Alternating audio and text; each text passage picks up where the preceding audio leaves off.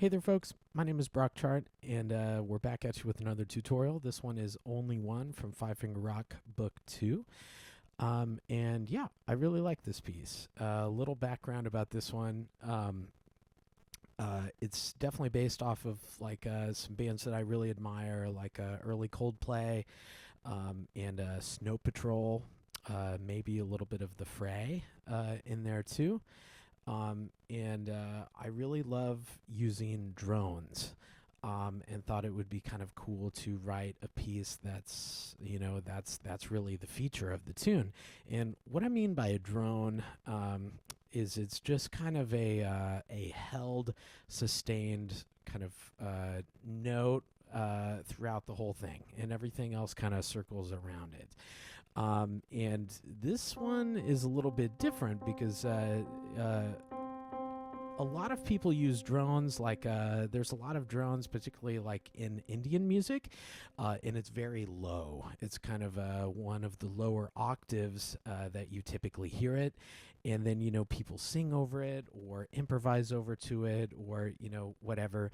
But this one, it's actually kind of in the middle register, which is a little unusual, and it's more of, I mean, it is a sustained C, but what makes it sustained is the pedal. It does have a pulse to it because they're quarter notes, and we have to keep playing that. So that is a little bit different than like some of the drones that we're used to hearing in other types of music. But that's kind of what's happening in the right hand, and was kind of the real spark of this tune that kind of set it off.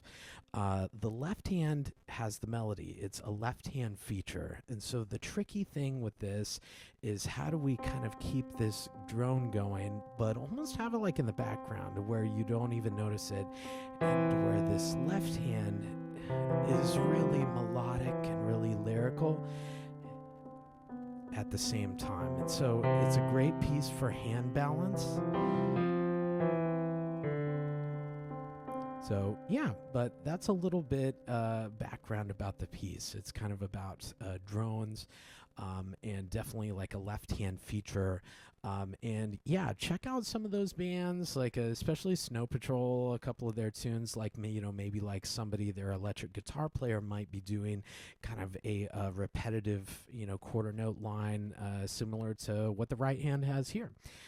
So let's actually start with learning the left hand, since that is the melody. So we're going to have a 3 on E here. And remember, we do use the pedal in this one. A couple things to be watching out for here. We do have a decent amount of syncopation. And so it's a good idea. I always encourage students to write in some of the eighth note subdivision there. Just little visual things that, help us.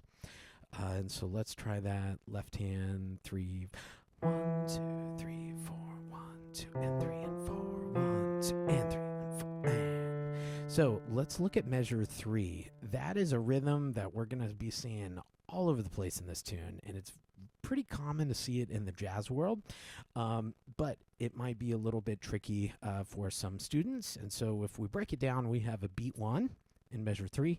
We have an and of 2 with the E natural. And then our next one, this is the trickiest one for people. This is the trickiest one. It is the and of 4, and it's that D.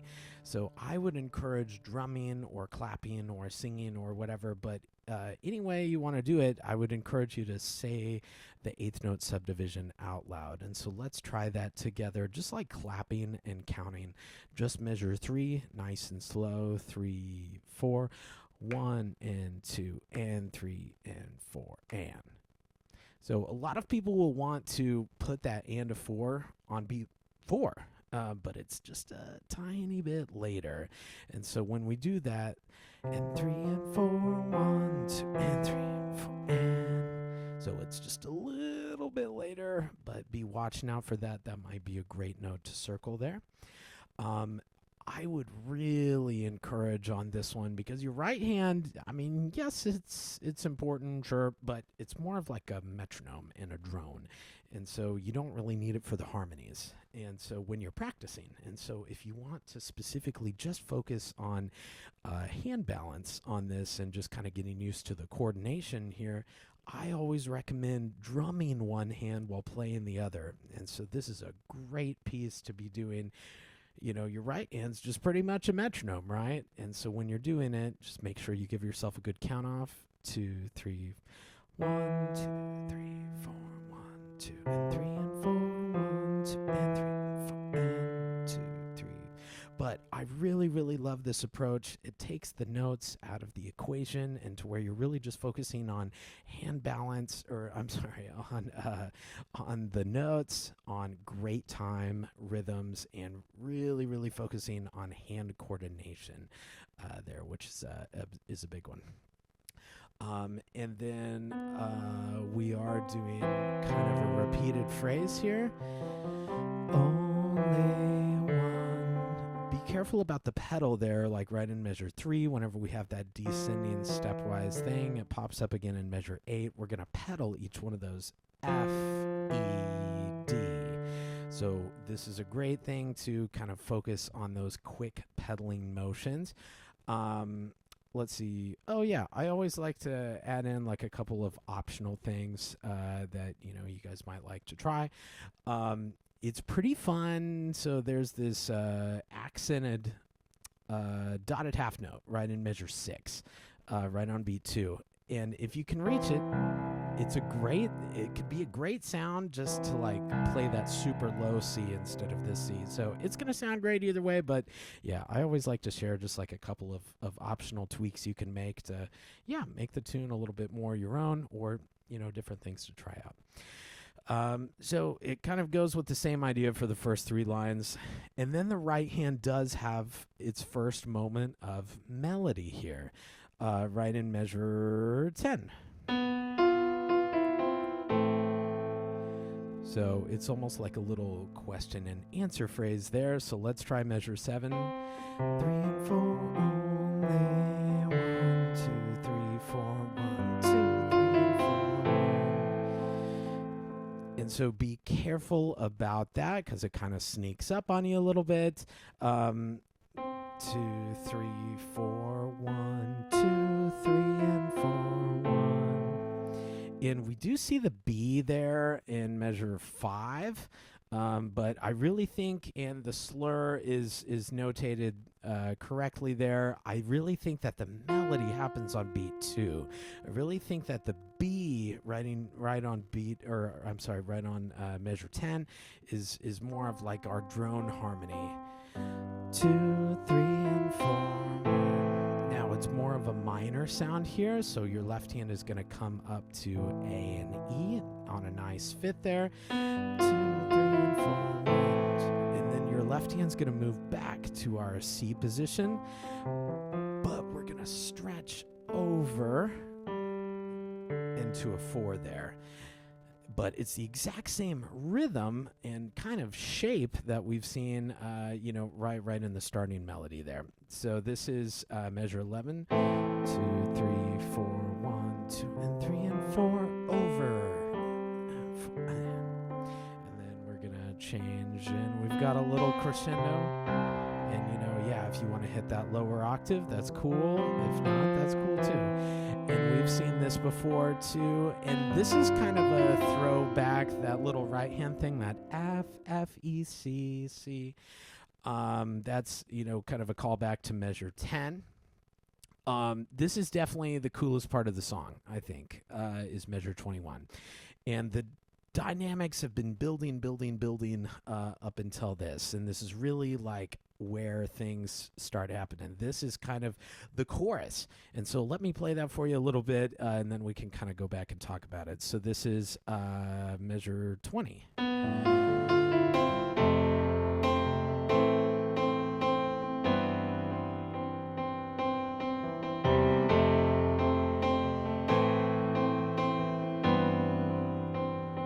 So this is kind of a really neat part of the tune, I think. It is kind of weird a little bit now that I think about it, because there's not really a melody through there. The melody kind of briefly is the drone. Bum, ba-da. What I'm hearing on, like, if a singer was doing this,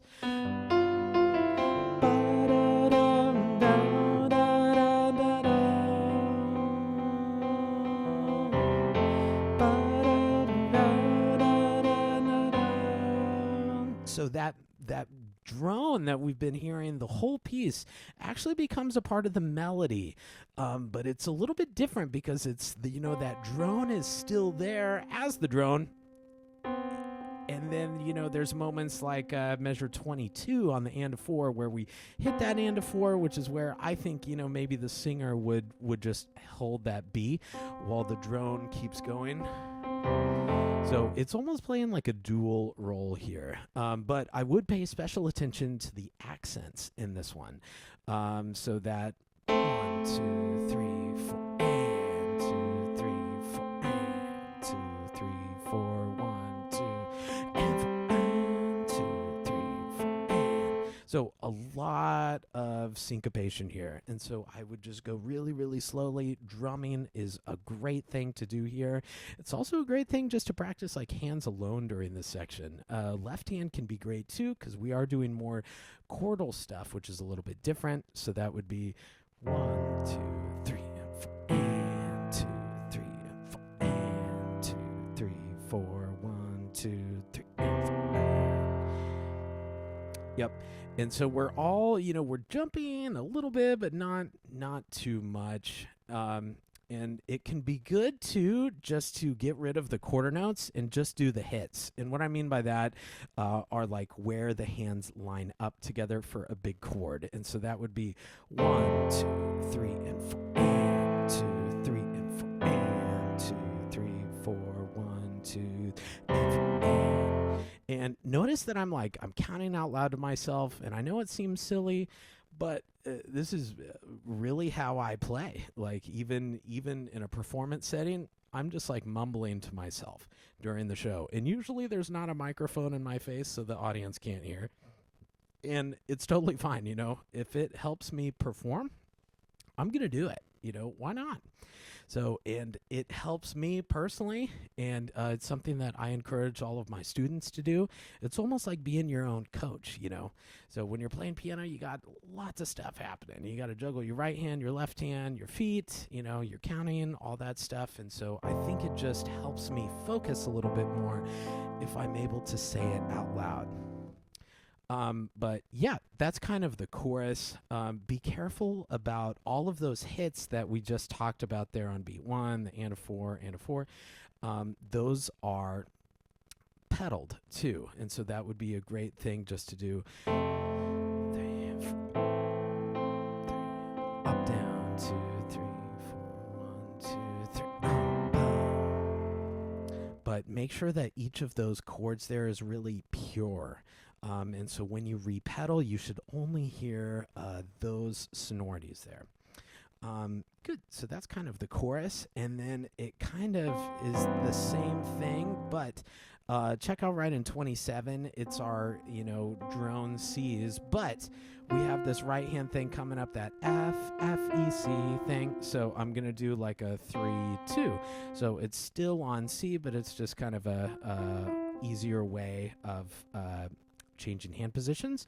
And this piece is just one big build, really, and everything is to 29. And it's very similar to what we just talked about on the second page. 2, 3, 4, 1, 2, 3. But some different chords there. Be careful about some of those notes that share the same, like those are both middle C's, but I'm playing them with 2 different fingers. Same thing happens in 27 we just talked about. It's in 30 as well. Those would be great places to mark there. But let's play 29 together. 2, 3, 1, 2, 3, 4, 1, 2, switch. So that's a little bit different chord than what we've been used to. So we're on this G, kind of a G sus here. 2, 3, 4, 1. And then now down to really low D. And so this is that moment right there, or like in 32 is probably the biggest part. And so we're wanting to, really be kind of breaking strings loud here.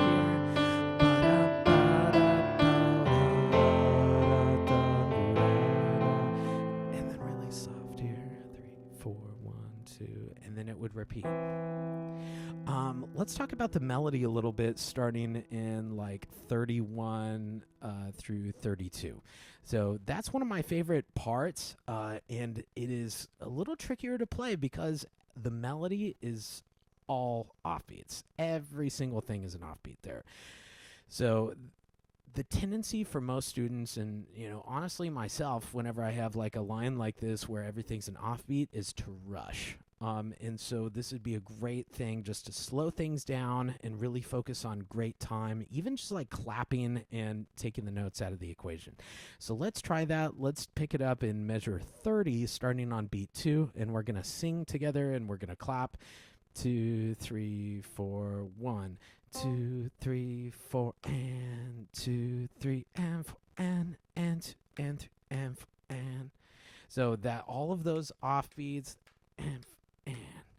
and so I would really, really try to isolate that, and just practice right hand. Again, don't be afraid to, write in some of the eighth note subdivision there. That always helps me and my students out. But we want it to be really, really smooth and for it to sound effortless, which, of course, is a lot easier said than done. But, always imagine your right hand as a singer or as a wind instrument really helps me. 4 and 2, 3 and 4 and 2 and 3 and 4 and 2, 3, ba-da. And so that F is the highest point of the phrase. And then after that, things start kind of winding down a little bit.